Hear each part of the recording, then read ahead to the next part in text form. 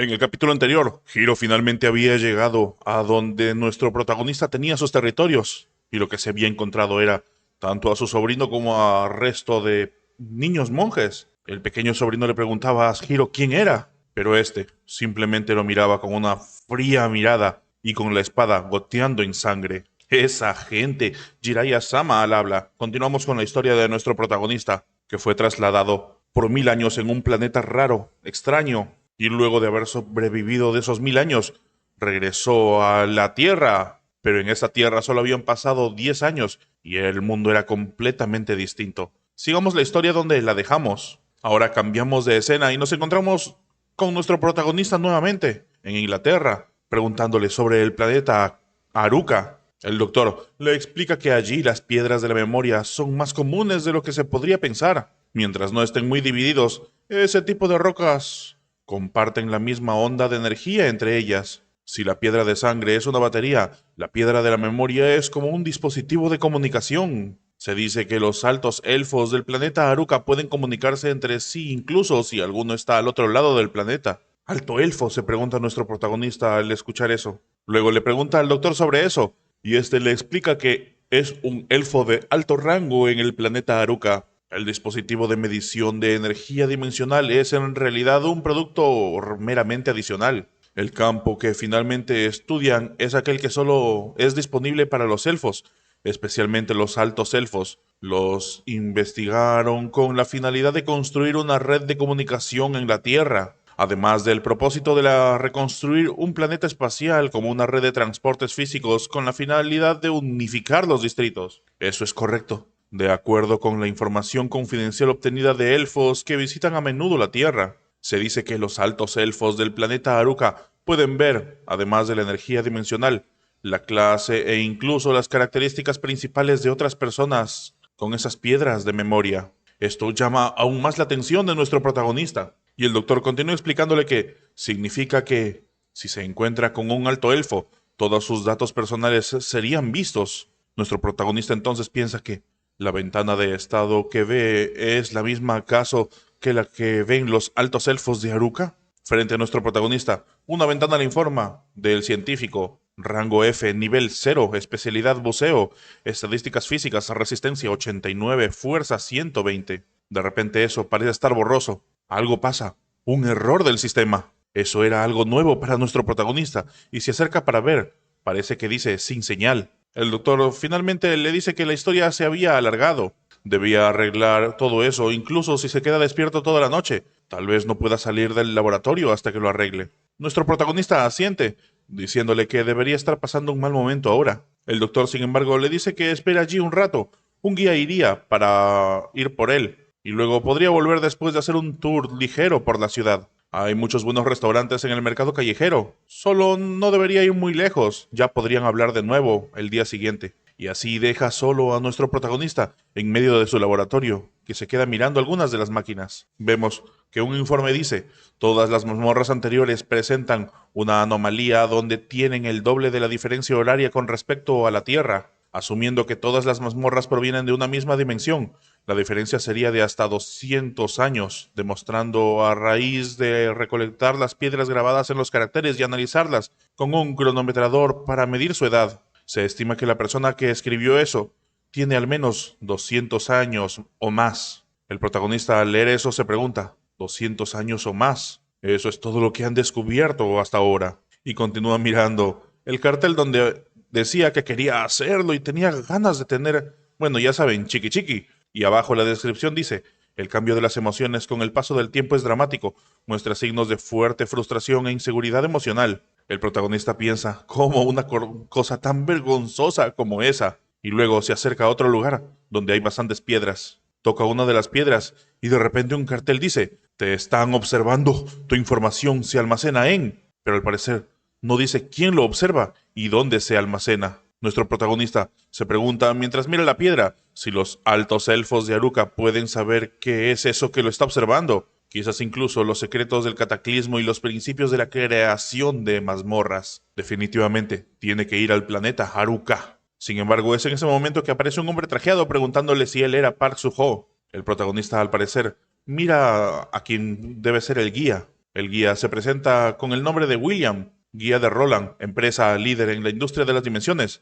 Había recibido un pedido del Dr. Toddler para que sea el guía del señor Park Soo-ho. Nuestro protagonista dice que sí, y que había un lugar al que él quería ir. A continuación, a través de una pantalla, le pregunta si pueden ir allá. El guía, al ver eso, ese lugar, dice, es al sur, en Londres, E101, zona de operaciones de la 11ª Brigada de Infantería. Parece bastante nervioso. Pregunta si está sugiriendo que va a atacar la mazmorra del portal E101.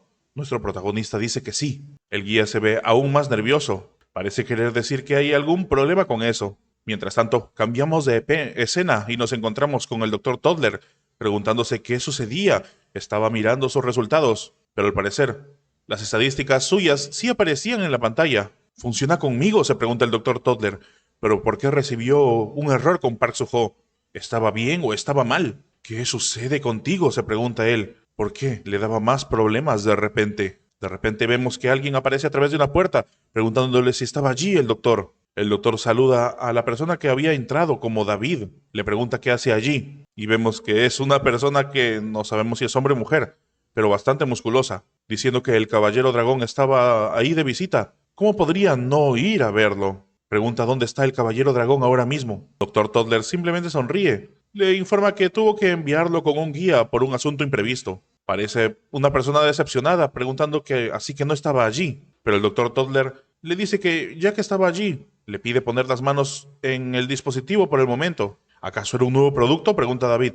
Y sin preguntar más, pone la mano sobre el dispositivo, preguntando cómo funcionaba. Sin embargo, allí nuevamente aparece fuerza muscular 839 y agilidad 159. El doctor Toddler dice que al parecer sí funcionaba. David se emociona. ¿Acaso esas eran sus estadísticas físicas? Toddler se emociona. ¡Wow!, dice, como se esperaba del as de Inglaterra después de todo. Incluso entre los despertados de clase S. Esa es una estadística increíble. Como se esperaba de Sir William David, quien elevó su fuerza al límite. David dice, sin embargo, que debería haber al menos 4 números para que se sienta bien, un poco avergonzado, y parece que todavía no tiene suficiente entrenamiento. Pero entonces Toddler se pone a pensar algo. Espera, se dice a sí mismo. Sin embargo, David, antes de que él continúe con su línea de pensamiento, dice que iría a encontrar al guerrero dragón y volvería después. Toddler entonces también se despide. Y luego, cuando se queda solo, empieza a pensar, ¿4 cifras? ¿Podría ser? De inmediato comienza a escribir en su pantalla.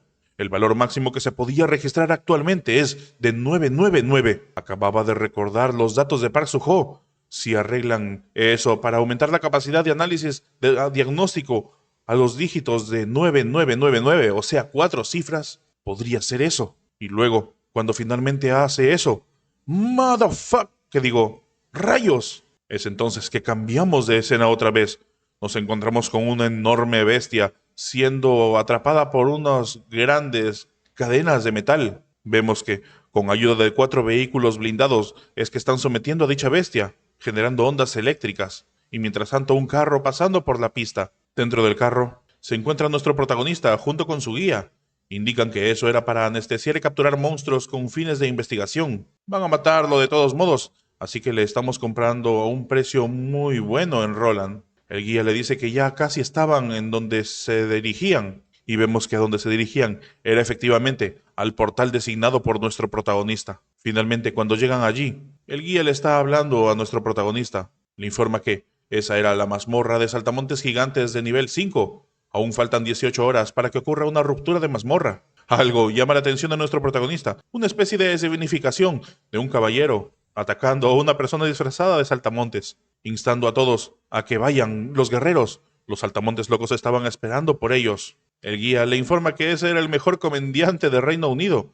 En esos días, los gremios están atrayendo a muchas celebridades para ganar dinero con las mazmorras, pero nuestro protagonista no se ve bastante complacido con eso. Y mientras tanto, en el cielo se ve grandes bestias como dragones lanzando fuego en dirección a los helicópteros. El protagonista pregunta si estaban siendo atacados, y el guía dice que actualmente más de la mitad del territorio del Reino Unido estaba en estado de combate, pero les es imposible asaltar las mazmorras. De repente gritan ¡cuidado! Y vemos que un enorme helicóptero está cayendo en dirección al suelo, justo cerca de donde se encontraba nuestro protagonista y el guía. Luego una gran explosión ocurre, lanzando unas aspas a toda velocidad en otras direcciones. Una de las aspas estaba dirigida justo hacia donde se encontraba el guía, que estaba a punto de ver el fin de su vida. Nuestro protagonista, sin embargo, con una sola mano, coge el aspa que se dirigía volando hacia él y la detiene. Todos están asustados.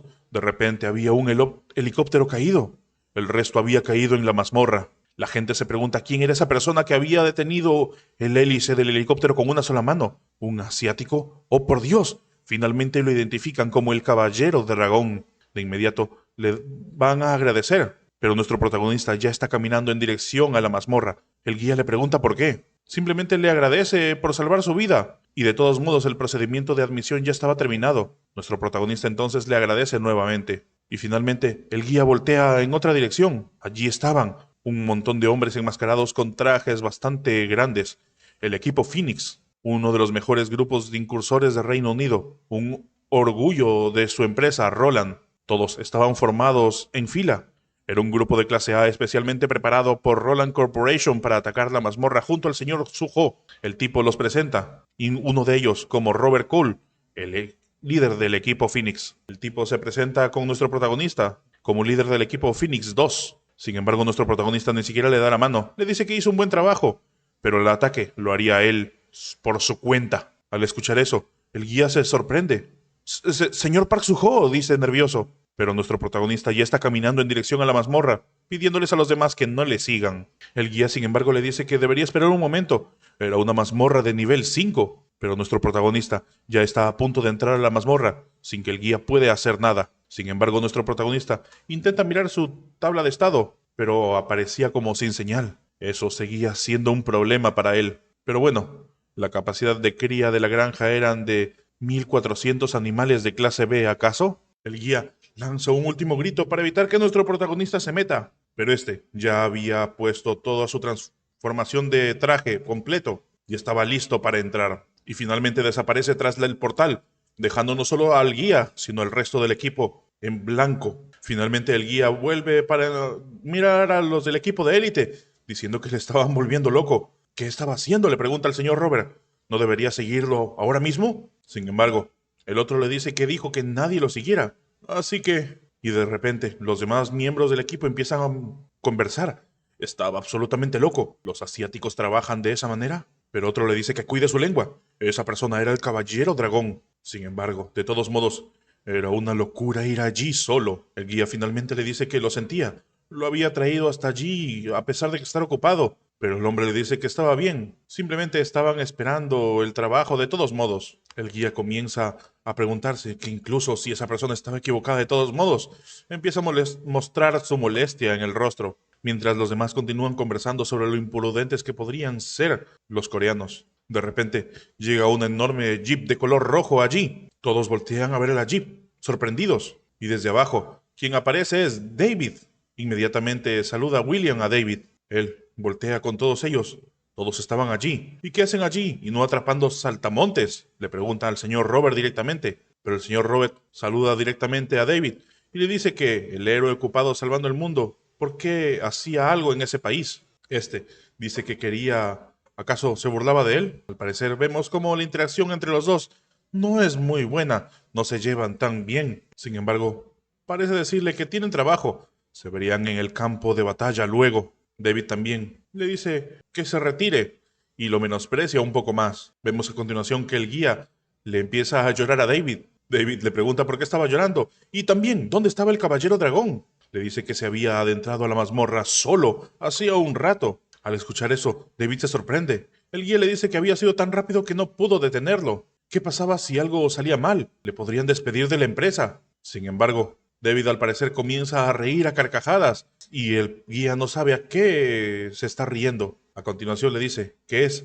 como era de esperar, del caballero dragón. Parece que todavía no sabe mucho de él. Sin embargo, le dicen que, a pesar de todo, era una mazmorra de nivel 5. Pero David le informa que lo estaría esperando en la heladera de allí. Deberían avisarle cuando salga. Y el guía simplemente asiente. Pero de repente algo está pasando.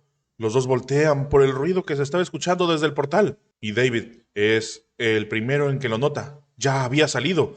Pero el guía simplemente se queda de piedra. Vemos que allí estaba nuestro prota saliendo de la mazmorra. Eso era imposible a los ojos de él. Mientras tanto, los demás miembros del escuadrón que había sido preparado para acompañar a nuestro protagonista estaban sentados preparando sus cosas, diciendo que estaban acabados.